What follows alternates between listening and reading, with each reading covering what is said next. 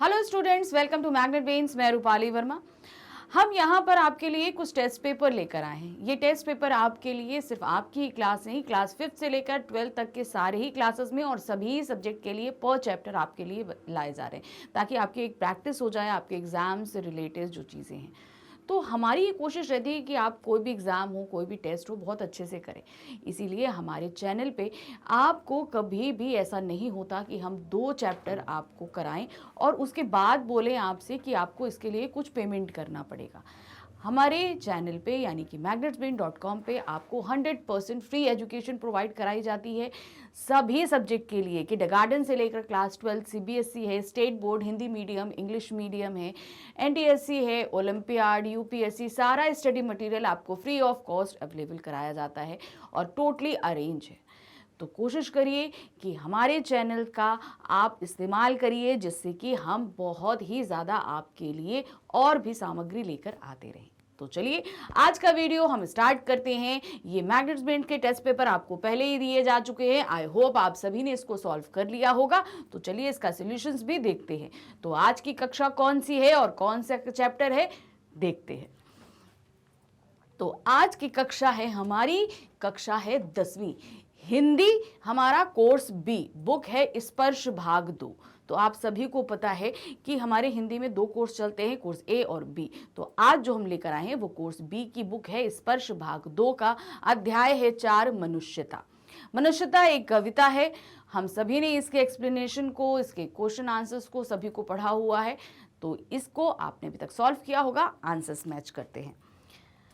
तो सबसे पहले हमारे पास जो आ रहा है वो है पद्यांश। पद्यांश को पहले पढ़ेंगे और फिर इस पे आधारित बहुविकल्पीय प्रश्नों को देखेंगे। ध्यान रखिए, हमने जो पेपर दिए हैं आपको बहुविकल्पीय और वस्तुपरक दोनों ही तरह के प्रश्न दिए हुए हैं, क्योंकि पेपर्स में दोनों ही तरह के क्वेश्चंस आते ही हैं। तो चलिए सॉल्व करिए। सबसे पहले पद्यांश पढ़ते हैं। मनुष्य मात्र बंधु है, यही बड़ा विवेक है। पुराण पुरुष स्वयंभू पिता प्रसिद्ध एक है। फलानुसार कर्म के अवश्य बाह्य भेद है, परंतु अंतरैक्य में परिणाम भूत वेद है। अनर्थ है कि बंधु ही न बंधु की व्यथा हरे, वही मनुष्य है कि जो मनुष्य के लिए मरे। तो ये कविता थी। अब इसी कविता पे आधारित हमारे पास प्रश्न है। तो प्रश्न संख्या 1 आ रही है। प्रस्तुत पद्यांश के माध्यम से कवि क्या संदेश देना चाहते हैं? ये जो पद्यांश हमारे सामने प्रस्तुत किया है, कवि हमको क्या चीज बताना या समझाना चाह रहे हैं? ऑप्शन है जीवन जीने का, जीवन जीने का है, मृत्यु से ना घबराने का है, तीसरा है एक दूसरे का सहयोग करने का है, फोर्थ है हमारे पास निर्धन की सहायता करने का है। तो इसका सही ऑप्शन हमारा होगा एक दूसरे का सहयोग करने का। भाई हम मनुष्य हैं, भाई प्राणी तो और भी है, लेकिन एक दूसरे का सहयोग करने का कार्य मनुष्यों को ही सौंपा गया है, जानवर नहीं कर पाते हैं। तो इसमें यहाँ पर हमारे ऊपर ये बहुत बड़ा कार्यभार प्रकृति के द्वारा सौंपा गया है कि हम दूसरों की सहायता कर सकें। प्रश्न संख्या 2 है। पद्यांश के अनुसार सबसे बड़ा अनर्थ क्या है? क्या चीज को सबसे बड़ा अनर्थ बताया गया है? माता पिता की सेवा ना करना, मनुष्य द्वारा दूसरे मनुष्य का दुख दूर ना किया जाना, तीसरा भाई भाई में सहानुभूति का अभाव, चौथा है आपका भाई का भाई से लगाव। तो सही ऑप्शन इसमें क्या है कि मनुष्य द्वारा दूसरे मनुष्य का दुख दूर ना किया जाना। अगर एक मनुष्य दूसरे मनुष्य का दुख दूर नहीं कर सकता तो यह सबसे बड़ा अनर्थ होता है। प्रश्न संख्या 3 है। पद्यांश के आधार पर बताइए कि सबसे बड़ा विवेक किसे माना गया है? कौन सी चीज को सबसे बड़ा विवेक माना गया है? परमात्मा के साक्षात दर्शन करना, ईश्वर के अस्तित्व को जानना, संसार के रहस्य का ज्ञान होना, मनुष्य मात्र को भाई समझना। तो यहां पर जो सबसे बड़ा विवेक माना गया है वो है मनुष्य मात्र को भाई समझना, यानी कि जितने भी मनुष्य हैं आप उन सभी को भाई समझिए। जैसे हम अपने भाई बहन को बहुत ही अधिक प्यार करते हैं, उसी तरीके से इस पद्यांश में कवि ने बोला है कि जितने भी मनुष्य, जरूरी नहीं कि हमारे जो सगे हैं हम उन्हीं को समझें, इस धरती पे जितने मनुष्य सभी को अपना भाई जैसा समझिए, अर्थात उनके लिए वैसी ही फीलिंग दिखिए जैसे हम अपने किसी रिश्तेदार या अपने सगे भाई के लिए जो फीलिंग रखते हैं। प्रश्न संख्या 4 है। कर्म भिन्नता के कारण मनुष्य में कौन सा अंतर दिखाई देता है? अगर कर्म की भिन्नता है, यानी कार्य करने की अगर भिन्नता है, अलग अलग कार्य हैं, तो उसके कारण मनुष्य में अंतर कौन सा आता है? क्या अंतर आ जाता है? मात्र बाहरी अंतर आता है, मतलब बाहरी तौर पे, आंतरिक तौर पे कोई अंतर नहीं आता। मानव का विभिन्न देशों के कारण अंतर आता है, जब हम अलग अलग देशों में होते हैं तब अंतर आता है। समानता का भाव होता है, हम सभी एक जैसे हो जाते हैं। विभिन्नता की स्थिति बन जाती है, हम सभी बहुत ही दूर दूर हो जाते हैं, बहुत ही डिफरेंट हो जाते हैं। तो यहाँ पर इसका जो सही ऑप्शन है वो है कि कर्म के अनुसार मात्र बाहरी अंतर आता है, अंदर से तो हमें वही सारी फीलिंग रखनी है, परोपकार की, सद्भावना की, समानता की। अब हम जब कर्म करते हैं, अब मान लीजिए कोई इंजीनियर है, कोई डॉक्टर है, कोई साइंटिस्ट है, तो ये हमारे कर्म हैं। तो हम सभी अपने अपने कर्म अलग कर रहे हैं, लेकिन अंदर से तो मनुष्य है ना। और मनुष्य के लिए कैसी फीलिंग बताई गई है? परोपकारी फीलिंग बताई गई। तो हम अंदर से, हम सभी मनुष्य हैं, हमको वैसी ही फीलिंग सबको अंदर रखनी चाहिए, लेकिन बाहरी तौर पर कर्म के स्वरूप हम लोग का जो है भिन्नता आती है। प्रश्न संख्या, अब हमारे पास दूसरा गद्यांश आ गया। ठीक है, दूसरा पद्यांश है, इसको देखते हैं क्या है। विचार लो कि मृत्यु हो, न मृत्यु से डरो कभी, मरो परंतु यो मरो कि याद जो करें सभी। हुई न सुमृत्यु तो व्यथा मरे, व्यथा जिए, मरा नहीं वही कि जो जिया न आपके लिए। वही पशु प्रवृत्ति है कि आप ही चरे, वही मनुष्य है जो मनुष्य के लिए मरे। तो ये सभी तो आप लोगों ने पढ़ी हुई है, बहुत ही अच्छी है कि किस तरीके से मनुष्य को, ऐसा मनुष्य बेकार है जो मनुष्य के लिए कार्य ना करे। बेकार, ऐसा मनुष्य बेकार है जीना, क्या उसका मरना क्या जीना दोनों ही एक समान होते हैं। अब इस पे आधारित प्रश्न है, कवि के अनुसार मृत्यु की सार्थकता किसमें है? यानी कि सही रूप में मृत्यु हमें कब कैसे प्राप्त हो सकती है? मृत्यु तो सभी को प्राप्त होती है, मतलब सच्चे अर्थों की जो मृत्यु होती है वो कैसे प्राप्त होती है? देश हित में, यश कीर्ति में, सबके याद करने में, या बलि वेदी पर चढ़ने में। तो जो ऐसी मृत्यु ही सही है जब हमको हमारी मृत्यु के बाद सभी याद करें, वरना हम तो मर गए, हमने कोई कार्य नहीं करा कि हमको मरने के बाद कोई याद करे, तो हमारा जीना बेकार, हमारा मरना बेकार। तो सही में, सही अर्थों में मृत्यु तब होती है जब हमारे मरने के पश्चात हमें हर कोई याद करे। प्रश्न संख्या 6 है, किस प्रकार के मनुष्य का जीवन पशु के समान होता है? कौन व्यक्ति है जिसके जीवन को पशु के समान पद्यांश में बताया गया है? जो अपने जीवन में परोपकार करते हैं, जो मृत्यु का वर्ण करते हैं, यानी जो मृत्यु को धारण करते हैं, जो अपने जीवन को लोक मंगलकारी कार्य में नहीं लगाते, यानी कि वो पूरी सभी लोगों के अच्छे कार्यों में नहीं लगाते, जो मृत्यु आने तक दुखी रहते हैं, यानी कि जब तक उनकी मृत्यु नहीं आ जाती तब तक वो दुखी रहते हैं। तो किस प्रकार के मृत्यु को पशु बताया गया? जो अपने जीवन को लोक मंगलकारी कार्य में नहीं लाता है, मतलब दूसरे लोगों की हेल्प करने, उनका अच्छा करने में अगर नहीं लगाते हैं, तो ऐसे लोगों की जो है वो मृत्यु है वो पशु के समान होता है, जीवन भी पशु के समान ही होता है। प्रश्न संख्या 7 है, कवि के अनुसार वास्तव में मनुष्य कहलाने का अधिकारी कौन होता है? वास्तव में जिसे हम मनुष्य बोले कि हाँ ये मनुष्य है, वो कौन व्यक्ति होता है? जो स्वयं के जीवन को सुखमय बनाता है, जो सिर्फ अपने ही जीवन को सुखमय बनाता है, वो व्यक्ति मनुष्य कहलाता है। जो दूसरों की हित पूर्ति के लिए अपना जीवन जीता है, जो दूसरों की भलाई के लिए, दूसरों के अच्छे कार्य के लिए जीवन जी रहा है, वो जो मृत्यु से भयभीत नहीं रहता, जिसे मृत्यु से कभी डर नहीं लगता, जो हमारी याद में आंसू बहाता है, मतलब जो हमको याद करके आंसू बहाए, वही सही अर्थों में मनुष्य है। तो पद्यांश के या इस पाठ के अनुसार अगर हम देखेंगे तो सही ऑप्शन है जो दूसरों की हित पूर्ति के लिए अपना जीवन जीता है, दूसरों की भलाई के लिए वो अपना जीवन जी रहा है, वही सच्चे अर्थों में मनुष्य कहलाने का अधिकारी होता है। प्रश्न संख्या 8 है, काव्यांश में सुमृत्यु किसे कहा गया है?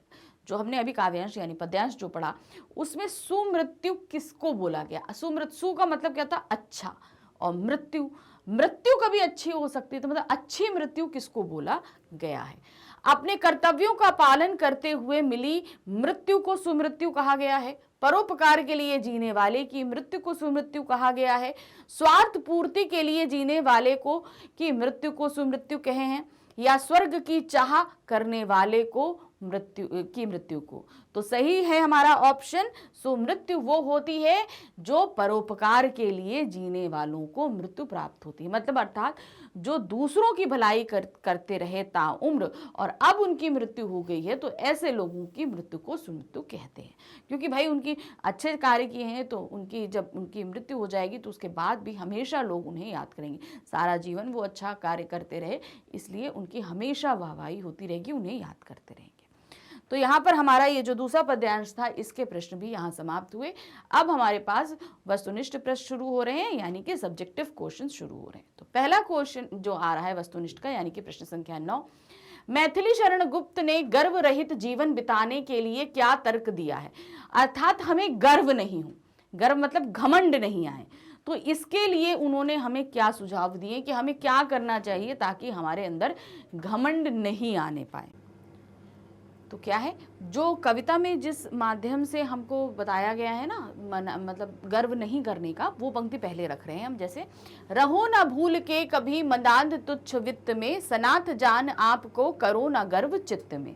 तो ये पंक्ति हम रख देंगे और उसके बाद इसकी पंक्ति का एक्सप्लेनेशन देंगे। कैसे? प्रस्तुत पंक्तियों के माध्यम से कवि ने हमें गर्व रहित जीवन व्यतीत करने की सलाह दी है। हमें तुच्छ धन संपत्ति या धन संपत्ति को बहुत ही तुच्छ बताया गया है, पर अहंकार कर मनुष्यता की प्रवृत्तियों की अवहेलना नहीं करनी चाहिए। कहने का मतलब है, हम मनुष्य हैं, हमको जो प्रवृत्तियां दी गई हैं, हमें उन सभी को हम कहीं अलग कर दें और हमारे पास धन आ जाए, हम उस पर बड़ा गर्व करने लगे, तो हमें ऐसा नहीं करना चाहिए। अपनी मदान्धता में स्वयं को वर्चस्वशाली तथा अन्य लोगों को अनाथ समझने की भूल कदापि नहीं करनी चाहिए। अब हमारे अंदर गर्व आ गया कि हमारे पास धन है, हम सब कुछ है, हम पूरी तरह शक्ति संपन्न है, और दूसरों को हम जो है वो बहुत ही बेकार समझने लगे, अरे ये बहुत छोटे हैं, ऐसा। तो ऐसी फीलिंग हमारे अंदर कभी भी हमको लेकर नहीं आनी चाहिए। मनुष्य को समान समझते हुए, मतलब जितने भी मनुष्य, हम भी, मैं, कोई और भी हो, सभी लोग समान हैं, समझते हुए सृष्टि की एकता को समझना जरूरी है।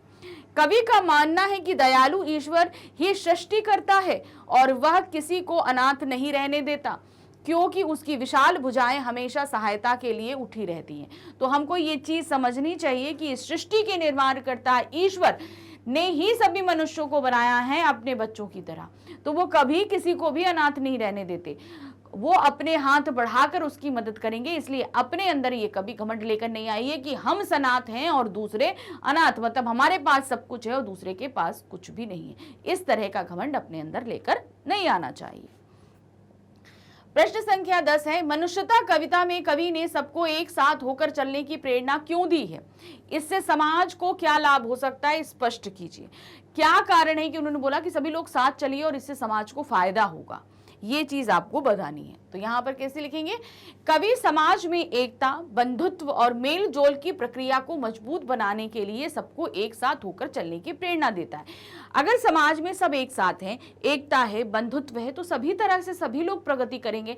एक मनुष्य नहीं करेगा, पूरा समाज करेगा, देश करेगा, तो इस सभी के अंदर एक अच्छी भावना पनपेगी। आपस में भिन्नता नहीं बढ़नी चाहिए, मतलब एक दूसरे में कभी भी डिफरेंसेस नहीं आनी चाहिए, इसके पास ऐसा है, उसको मेरे पास, तो ये जो फीलिंग है ना, ये बहुत बेकार व्यक्ति है, ऐसा नहीं होना चाहिए, ये फीलिंग कभी भी अपने अंदर लेकर नहीं आनी चाहिए। सबके एक होकर चलने से जीवन आसान हो जाता है, बैर भाव समाप्त हो जाते हैं तथा सबके कार्य सहजता से सिद्ध होते हैं। एकता में बल होता है, एक साथ चलने से मार्ग की विपत्तियां तथा विघ्न बाधाएं दूर होती हैं। इसमें सिर्फ ऐसा नहीं है कि हमारे अंदर की फीलिंग की बात हो रही है, जाति भेद धर्म के नाम से बहुत ज़्यादा विभिन्नताएं हैं हमारे समाज में, तो ये विभिन्नताएं नहीं होनी चाहिए। सभी को अपना भाई समझना चाहिए, कुछ भी कार्य हो सभी को एक साथ होकर समझ चलना चाहिए। इससे क्या होगा, हमारा समाज, हम खुद जो है वो मजबूत बनेंगे। प्रश्न संख्या 11 है, पृथ्वी स्वयं को धन्य कब मानती है? वो कौन सी दशा है जब पृथ्वी अपने आप को धन्य मानती है? इस संसार में जो व्यक्ति उदारता पूर्वक मानव सेवा में संलग्न रहते हैं और दूसरों के सुख के लिए अपना तन मन धन सब न्यौछावर कर देते हैं, ऐसे उदार पुरुषों को पाकर धरती भी स्वयं को धन्य मानती है। मतलब वो व्यक्ति जो दूसरों की सेवा में अपना सब कुछ अर्पण कर देते हैं, अगर ऐसा व्यक्ति धरती पर जन्म लेता है, तब धरती अपने आप को धन्य मानती है कि ऐसे पुरुष ने मेरी धरती मतलब मेरे ऊपर जन्म लिया है। संपूर्ण विश्व के उदार मनुष्यों का यशोगान किया जाता है। जितने भी उदार व्यक्ति होंगे जिन्होंने हमेशा दूसरों की भलाई के लिए कार्य किया, देखिए हमेशा उनके बारे में अच्छा ही अच्छा बोला जाता है। उदारवादी मनुष्य बिना किसी भेदभाव के संपूर्ण पृथ्वीवासियों के साथ परस्पर आत्मीयता एवं सद्भावना को बनाए रखते हैं।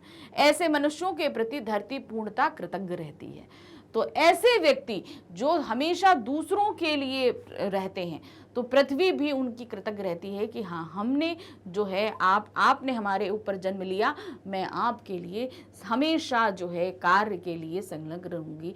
मैं धन्य हूं कि आप हमारी धरती पर जन्म ले रहे हैं। प्रश्न संख्या 12 है, कवि मैथिली शरण गुप्त के अनुसार मनुष्य कब अहंकारी हो जाता है और क्यों? वो कौन सी सिचुएशन है जब मनुष्य अहंकारी हो जाता है? जब उसके पास धन आ जाता है, तब वो अपने आप को मजबूत समझने लगता है और अहंकार उसके अंदर पनप जाता है। कवि मैथिली शरण गुप्त का मानना है कि मनुष्य धन संपत्ति आने पर अहंकारी हो जाता है, क्योंकि वह इस तुच्छ धन संपत्ति की प्राप्ति होने पर स्वयं को बड़ा महत्वपूर्ण समझने लगता है। तो समझता है कि उसके पास पैसे आ गए हैं, वो बहुत ही इंपॉर्टेंट हो गया है और उसके अंदर वो गर्व आ जाता है। उसे अपनी संपत्ति का अभिमान हो जाता है। वह संपत्ति विहीन लोगों को तुच्छ एवं व्यर्थ समझने लगता है। धन के बल पर स्वयं को सुरक्षित अनुभव करके वह व्यर्थ घमंड करने लगता है तथा धन संपत्ति को ही अपना सर्वस्व मानने लगता है। वह यह भूल जाता है कि संपूर्ण विश्व के मनुष्यों की रक्षा करने वाले ईश्वर की सर्वशक्तिमान है तथा वही सबका नाथ अथवा स्वामी है। तो यहाँ पर क्या है, जब दूसरे मनुष्यों किसी भी मनुष्य के पास धन संपत्ति आ जाए तो उसके अंदर घमंड आ जाता है कि मैं तो सर्वशक्तिमान हूँ, दूसरा जो है बेकार है, उसके पास कुछ भी नहीं है, वो कुछ भी नहीं कर सकता, जबकि ये गलत होता है। ये धन संपत्ति तो जिसको बोलते हैं ना, हाथ का मैल है, आज है कल नहीं है, तो इस चीज पे घमंड करने का क्या तात्पर्य? कभी भी ऐसी चीजों पर घमंड नहीं करना चाहिए। प्रश्न संख्या 13 है, मनुष्यता कविता में अभीष्ट मार्ग किसे कहा गया है और क्यों? किसको अभीष्ट मार्ग कहा गया है और किस लिए कहा गया है? मनुष्यता कविता में अभीष्ट मार्ग ऐसे मार्ग को कहा गया है जिसके माध्यम से सभी व्यक्तियों की इच्छाओं को पूरा किया जा सके। मतलब ऐसा मार्ग जहां पर जाकर हम सभी व्यक्तियों की इच्छाओं को पूर्ण कर सकते हैं, जिससे समस्त समाज का कल्याण हो, उसका लाभ हो, क्योंकि ऐसे मार्ग पर चलते हुए मनुष्य किसी भी संकट एवं बाधाओं को पार करता हुआ निरंतर निर्धारित लक्ष्य की ओर बढ़ता रहता है। इस मार्ग पर चलने वाला व्यक्ति मित्रता और एकता का भाव बनाए रखते हुए जन कल्याण हित कार्य करता है। तो ये मार्ग ऐसा है जहां पर हम हमेशा प्रगति करेंगे। मतलब ये अभीष्ट मार्ग ऐसा जहां पर हमें जो भी मिले हम हमेशा उसको साथ लेकर चलें, उसका अच्छा सोचते हुए चलें, और जब ऐसे मार्ग पे हम चलेंगे तो हमेशा हमें सफलता और कामयाबी मिलेगी, और जो हम चाहते हैं हमें वो हमेशा हमको मिलेगा। तो ये अभीष्ट मार्ग को हम बोलेंगे एक तरीके का सदमार्ग, परोपकारी मार्ग भी हम बोल सकते हैं, जहां पर हम दूसरों की भलाई सोच रहे हैं और कर भी रहे हैं। प्रश्न संख्या 14 है, कवि ने मनुष्य को मृत्यु से भयभीत ना होने की प्रेरणा क्यों दी है? कौन से व्यक्ति मरकर भी अमर हो जाते हैं? हमें मृत्यु से नहीं डरना चाहिए, ये चीज की प्रेरणा हमें दी है उन्होंने, और तो क्यों दी है? और वो कौन व्यक्ति हैं जो मरने के बाद भी अमर हो जाते हैं? तो वो व्यक्ति कौन होते हैं? वो परोपकारी व्यक्ति होते हैं जो हमेशा दूसरों के लिए जीते हैं। कवि के अनुसार मानव जीवन क्षणभंगुर है। जाहिर सी बात है, किसी के जीवन का कुछ भरोसा नहीं, आज है थोड़ी देर बाद नहीं है, कोई पता नहीं रहता। तो क्षणभंगुर मतलब थोड़े अगले पल क्या है नहीं पता होता। जिसका जन्म हुआ है उसकी मृत्यु अवश्य संभावी है, चाहे मनुष्य हो चाहे जीव जंतु हो, अगर वो जन्मा है तो मृत्यु तो होनी ही होनी। इसलिए जब मृत्यु ही अंतिम सत्य है और प्रत्येक प्राणी की मृत्यु का वर्ण करना ही है, तो मनुष्य को मृत्यु का सामना करने में भयभीत नहीं होना चाहिए। इस संसार में वही व्यक्ति मरकर अमर हो जाता है जो अपना संपूर्ण जीवन मानव हितार्थ समर्पित कर देता है। जिसका जीवन लोक सेवा के लिए ही होता है, वे व्यक्ति ही अपने महान कार्यों से संसार में अमर हो जाते हैं। तो क्या हुआ, जब हमको पता है कि हमारी मृत्यु होनी है, हम हमेशा जीवित नहीं रह सकते, तो फिर हम क्यों मृत्यु से डर रहे हैं? अच्छा खुल के जीजिए और जिस पर मृत्यु आए उसे हंसी हंसी गले लगाइए, क्योंकि यही तो हमारा अंतिम सत्य है। ये ऐसी चीज है जो हम जानते हैं कि घटेगी और तब भी हम उस चीज से डरते हैं, तो इसलिए हमें नहीं डरना चाहिए। और वो व्यक्ति जो मरकर भी अमर हो जाएं, वो व्यक्ति होते हैं जो अपनी संपूर्ण जीवन दूसरों के हित के लिए जिए हैं, दूसरों का कल्याण करने में जिए हैं। तो ये व्यक्ति ऐसे होते हैं जो मरने के बाद भी अमर हो जाते हैं, क्योंकि हमेशा उनका गुणगान यशोगान चारों तरफ होता रहता है। प्रश्न संख्या 15 है, मनुष्य को किस प्रकार का सामाजिक जीवन जीना चाहिए? किस प्रकार का सामाजिक जीवन जीना चाहिए ये, तो इसमें क्या लिखेंगे, मनुष्य एक सामाजिक प्राणी है। जाहिर सी बात है, हम समाज यानी कम्युनिटीज में रहते हैं, तो हम एक समाज में रह रहे हैं, तो हम सामाजिक प्राणी हुए। समाज के बिना उसके अस्तित्व की कल्पना करना भी असंभव है। दैनिक जीवन में मनुष्य में परस्पर आदान प्रदान, संवाद व सहभागिता हमेशा चलती रहती है। इसलिए मनुष्य जीवन में उदारता, सहयोग, भाईचारा व प्रेम का अत्यंत महत्व है। हमें सबका सहयोग करना चाहिए, जरूरतमंदों की मदद करनी चाहिए, अपनी समृद्धि व संपन्नता पर घमंड नहीं करना चाहिए। सबके साथ चलने में सबका कल्याण होता है। मानव सेवा को ही जीवन का उद्देश्य मानना चाहिए। तो मनुष्य क्या है, एक सामाजिक प्राणी, क्योंकि भाई हम समाज में रहते हैं, हम अलग थलग हो जाके नहीं रह सकते। अब जो समाज में हम रहते हैं तो हम हमेशा आदान प्रदान, कोई चीज़ लेना, कोई चीज़ देना, दूसरे से बात करना, किसी के यहाँ जाना, अपनी भावनाओं का आदान प्रदान करना हम हमेशा करते रहते हैं। तो जब हम समाज में रह रहे हैं तो जाहिर सी बात है, जब हम हर चीज़ों से मदद ले रहे हैं तो हमें भी हमेशा दूसरों की मदद करते रहना चाहिए। तो मनुष्य अगर एक सामाजिक प्राणी है तो अगर वो अपना भला चाहता है तो सबसे पहले उसे दूसरों का भला करना सीखना होगा। अगर वो दूसरों का भला करेगा, सब कुछ करेगा, उनके हित के लिए कार्य करेगा, तो जानिए अपना हित भी हम उसी में करते हुए चल रहे होते हैं। प्रश्न संख्या 16 है, जो व्यक्ति शुभ कर्म करते हैं उन्हें उनके महान कार्यों का प्रतिदान कैसे मिलता है? अर्थात जो व्यक्ति अच्छे कर्म करें, शुभ कर्म का मतलब जो अच्छे कर्म कर रहे हैं, उन्हें अपने इन अच्छे कर्मों का प्रतिफल, यानी कि आप बोलिए इनाम जो है या गिफ्ट यानी रिटर्न गिफ्ट कैसे मिल रहा है? भाई हमने अच्छे कर्म किए तो ईश्वर हमको उसका रिटर्न गिफ्ट कैसे देते हैं, क्या करते हैं वो? तो जो व्यक्ति शुभ कर्म करते हैं उनका अंतरिक्ष में विराजमान देवता भी अभिषेक करने व स्वागत करने में तत्पर होते हैं। यानी कि जो अच्छे काम कर रहे हैं, जब वो मृत्यु प्राप्त करेंगे और ईश्वर के पास जाएंगे तो ऐसे व्यक्तियों का स्वागत स्वयं ईश्वर करते हैं कि आइए हमारे दरबार में हमारे स्थान ग्रहण करिए। ऐसे होते हैं वो व्यक्ति। मानव सेवा करने वाले सच्चे व पवित्र मन वाले व्यक्तियों को देवताओं की गोद में स्थान प्राप्त होता है, अर्थात वह अपने सद्कार्यों व निष्काम परोपकार की भावना से ईश्वर तुल्य होकर संसार में लोगों द्वारा पूजे जाते हैं। संपूर्ण विश्व उनका यशोगान करता है और इतिहास में उनकी कीर्ति गाथाएं लिखी जाती हैं।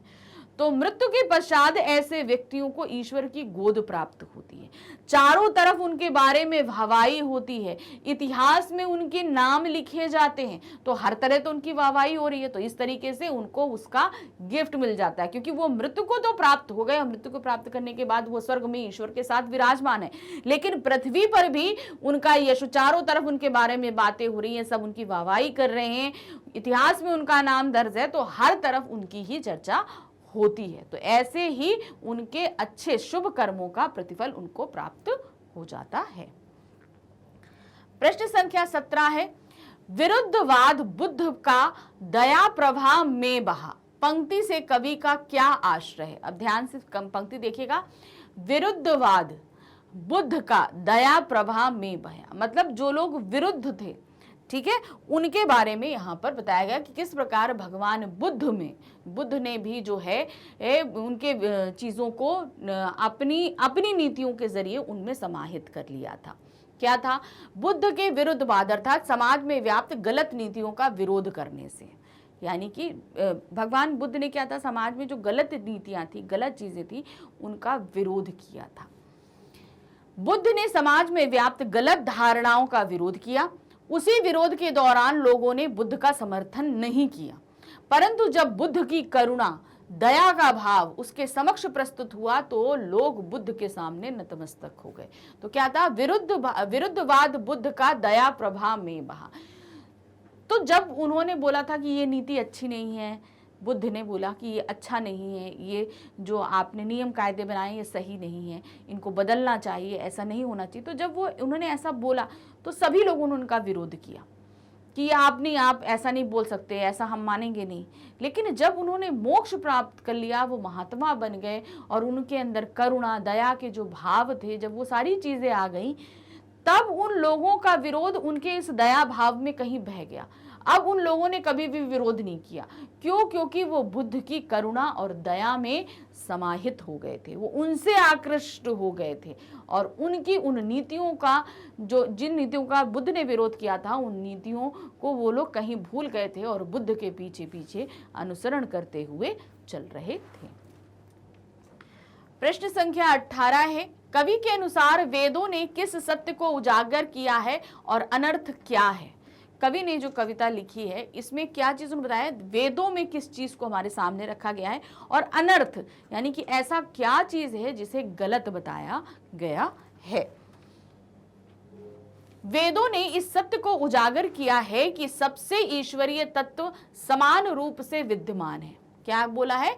सब में जितने भी लोग हैं सब में ईश्वरीय तत्व समान, मतलब हम सभी के अंदर ईश्वर समान रूप से विराजमान है। मेरे अंदर, आपके अंदर, सबके अंदर ईश्वर का एक अंश जरूर होता है। इस संसार में नियंता परमात्मा है, यानी कि इसकी निर्माण करता कौन है? परमात्मा है। मनुष्य को अपने कर्मानुसार भिन्न भिन्न जन्म व जीवन मिलते हैं।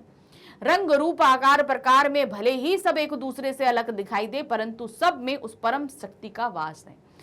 मतलब हम जैसे कर्म करेंगे, हमको ये जन्म प्राप्त हुआ, हमें जैसे हम कर्म करेंगे उसी के हिसाब से हमारा दूसरा जन्म निर्धारित होता है।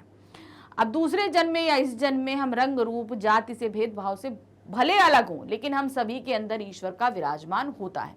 यदि मनुष्य आपस में ही एक दूसरे के कष्टों का निवारण नहीं करेंगे तो इससे बड़ा अनर्थ कोई और हो ही नहीं सकता।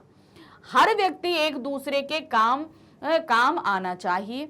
धिक्कार है ऐसे मनुष्य को जो दूसरों की पीड़ा को दूर करने का प्रयास नहीं करते व सर्व समर्थ होने पर भी एक दूसरे की मदद नहीं करते। यही सबसे बड़ा अनर्थ है।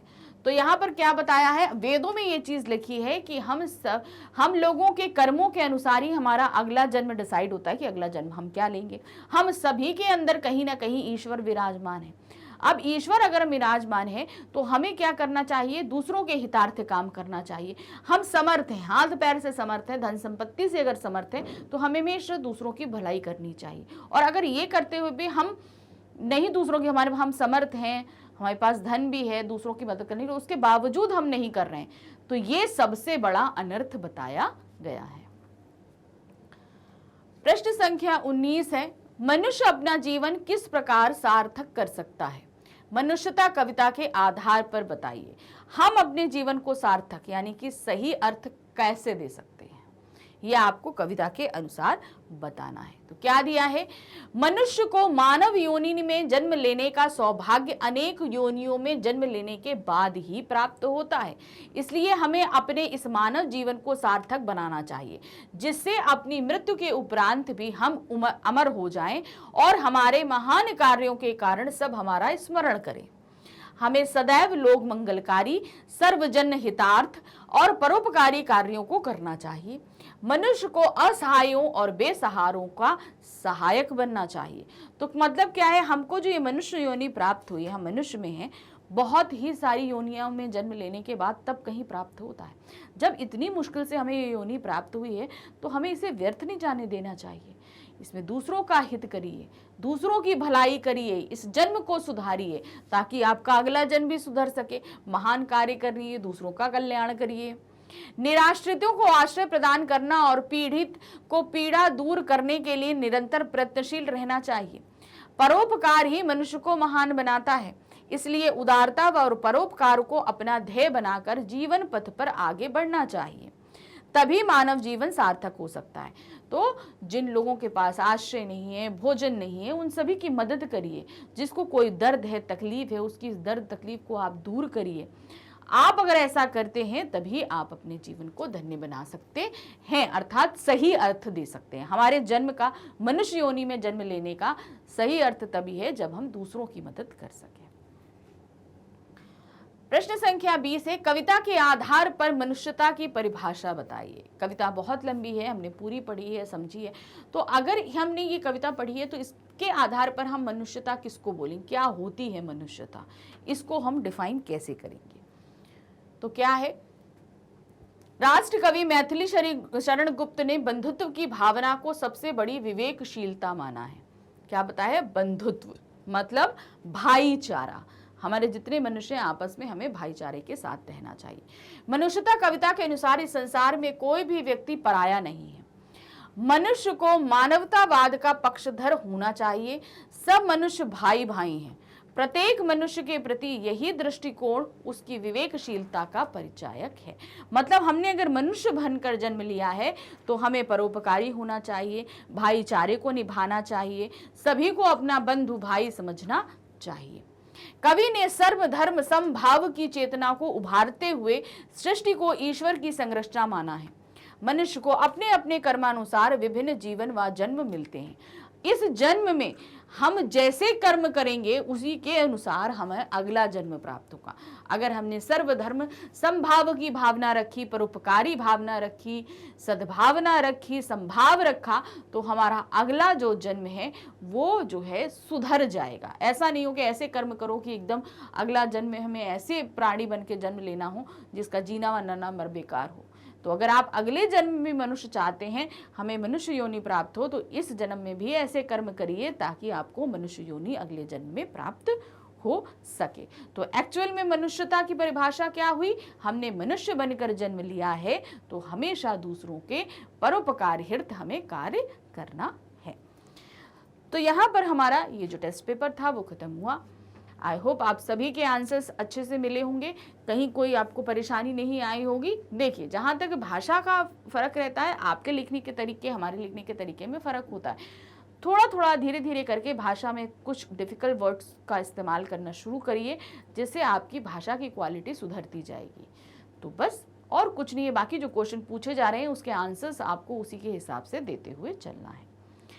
हमारे चैनल यानी कि magnetsbrain.com पे आपको किंडरगार्टन से लेकर क्लास 12 तक के लिए state board, Hindi medium, English medium, UPSC, आपका एनटीएससी, ओलंपियाड, सारा ही स्टडी मटेरियल टोटली अरेंज्ड मिलता है। मतलब जैसे हम बुक्स पढ़ते हैं हर एक चैप्टर के बाद दूसरा चैप्टर, वैसे ही यहाँ हमारे चैनल पे आपको हर एक video class wise, subjects wise totally arrange मिलेगा।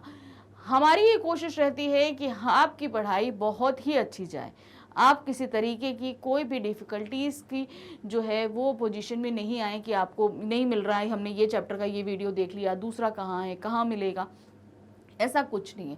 हमारे चैनल पे टोटली आपका हम बता रहे हैं सब्जेक्ट वाइज है, आपका चैप्टर वाइज है, इवन टॉपिक वाइज है, सारे वीडियोस आपको अरेंज मिलेंगे। बिल्कुल भी आपको कहीं किसी भी तरह की परेशानी का सामना नहीं करना पड़ेगा। और हमारे चैनल पे आपको जितना भी स्टडी मटेरियल है 100% फ्री मिलता है। ऐसा नहीं है कि आपको हमने 2 वीडियोज़ फ्री दिए और उसके बाद हम आपसे बोलें कि नहीं आपको इसके लिए अब आगे पेमेंट करना है या आपको कोई पैकेज लेना है। कुछ भी नहीं करना है, आपको आना है, आपके जो भी टेस्ट हैं, एग्ज़ाम हैं, कुछ भी आपको समझ नहीं आ रहा, आप वीडियोस देखिए, जितने चाहे उतनी बार देखिए, जितने भी चैप्टर, जितने भी सब्जेक्ट्स आप देखना चाहते हैं देखिए, अपनी पढ़ाई अच्छे से करिए, एग्ज़ाम्स अच्छे से देखिए, हमारी यही कोशिश रहती है। तो हमारे साथ बने रहिए, हमारे चैनल को लाइक सब्सक्राइब ज़रूर कीजिएगा। Thank you for watching, bye bye.